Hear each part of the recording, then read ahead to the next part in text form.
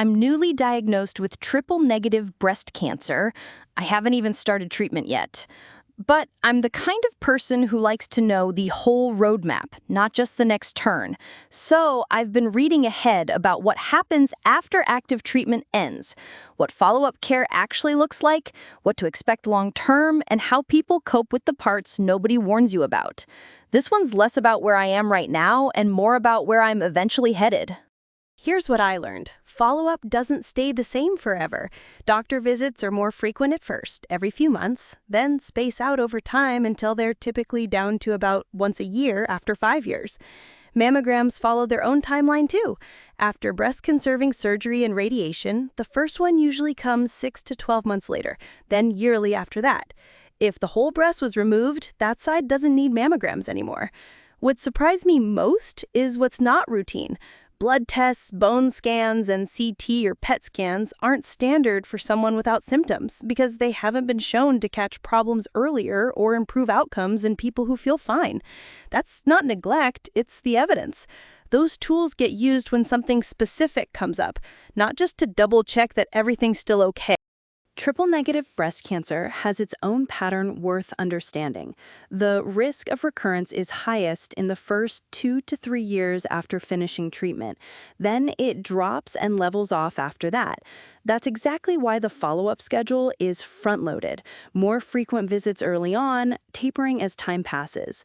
It's not that the risk becomes zero, it's that it becomes low enough that less frequent checking makes sense. Knowing that shape ahead of time helps me understand why the schedule looks the way it does, instead of it feeling arbitrary. A few longer-term things are worth knowing about now, even from here. Lymphedema, swelling in the arm or hand, affects roughly 1 in 5 breast cancer survivors overall. It's less likely after a sentinel node biopsy than after a full axillary lymph node removal, and most cases show up within the first 2 years after surgery, though the risk doesn't disappear completely after that. Chemo brain, trouble with memory, word finding, focus, is common during and after chemo.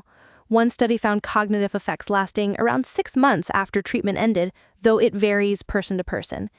And treatment can affect bone density and bring on menopause symptoms, which is part of why bone health gets monitored afterward. But honestly, the part that surprised me most wasn't physical. It's how common the fear is. Across studies, about 59% of survivors report at least moderate fear that the cancer will come back, and about 19% describe it as high. The National Cancer Institute says that fear is normal, and it tends to spike around follow-up visits, new symptoms, or the anniversary of diagnosis. It even has a name, scan-related anxiety. What's said to help? Being honest with your care team about the fear instead of minimizing it, keeping a simple notebook of symptoms and questions for visits, counseling or cognitive behavioral therapy, mindfulness-based approaches, and peer support groups.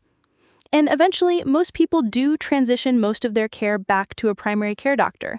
Research shows the large majority of long-term survivors see a primary care doctor at least once a year, with oncology check-ins continuing at longer intervals rather than stopping abruptly. The single tool that ties all of this together is something called a survivorship care plan, a written summary from your care team of exactly what treatment you had, what your personal follow-up schedule looks like, what symptoms to watch for, and where to go for lingering physical, emotional, or financial needs. It's meant to go to both you and your primary care doctor, so nothing gets lost in the handoff. It's not something that gets handed to everyone automatically. It's worth asking for by name once active treatment wraps up. I'm still a ways from any of this. I haven't even had my first treatment yet, but knowing the shape of what's ahead, the schedule, the things to watch for, the plan I can ask for, makes it feel less like an unknown and more like a path I can actually picture myself on.